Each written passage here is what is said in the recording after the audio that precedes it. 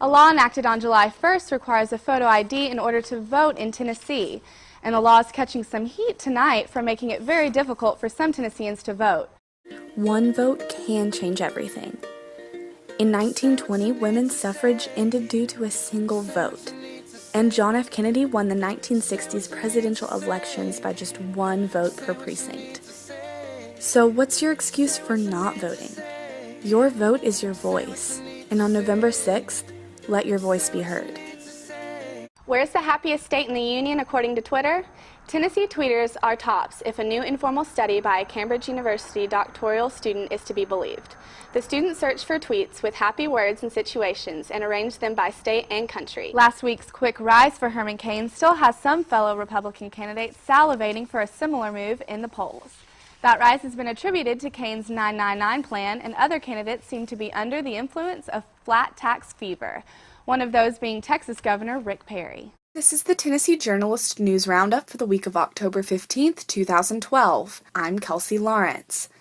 Fire Fooley. That was the message left for Derek Dooley and the university on the Rock Sunday morning. The message was accompanied by a pair of crossed-out orange pants as well as the words "not SEC worthy." The messages were quickly removed, but according to the university officials, they weren't behind it. Nearly walking away with a perfect game, the Vols won 6-1. But the accolades don't stop with EKU. Sunday, the Vols beat 15th-ranked Georgia Tech 5-2, proving that this young team has what it takes. Sunday was not the only time a Lady Vols team took down a number 6 nationally ranked Florida team.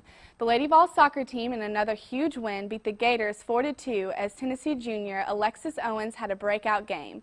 Scoring 3 times for the hat trick, Florida has won the last 5 SEC regular season championships, but has not beaten the Lady Vols in Knoxville since 1999.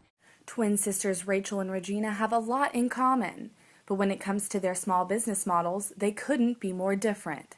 Rachel Dortch, the owner and designer of Margin Rudy, relies heavily on her online website for sales and client interaction, while her sister Regina uses the World Wide Web to help attract more customers. Regina Chimes is the owner of Brushfire Pottery, located in the hustle and bustle of Middle Tennessee's Green Hills Mall. Brushfire is a paint-your-own pottery studio that she started up 15 years ago. But when she took her business online 9 years ago, she was a bit skeptical. You have to get people in the door in order for them to purchase something. So in today's age, you have to, they're all on the computer.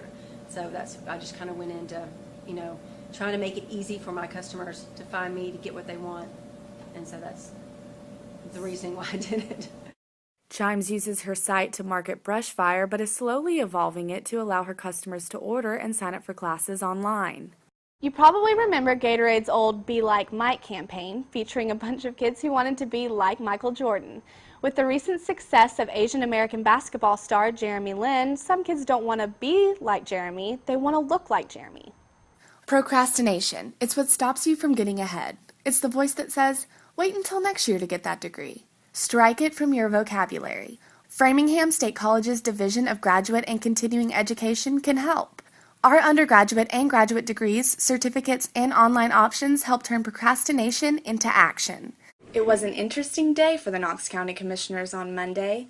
Community members from around Knoxville gathered to express opinions and show support for the newly revised Knox County school budget. CEO of BPV Capital Management, Mike West, argues that success is not gained through budget cuts, but rather through growth and innovation, something he thinks is only obtained through education. So in his closing argument, he asked the commissioners to think of one thing. I know you believe in education, but you have to believe in investing in education to get there. For TNJN, I'm Kelsey Lawrence.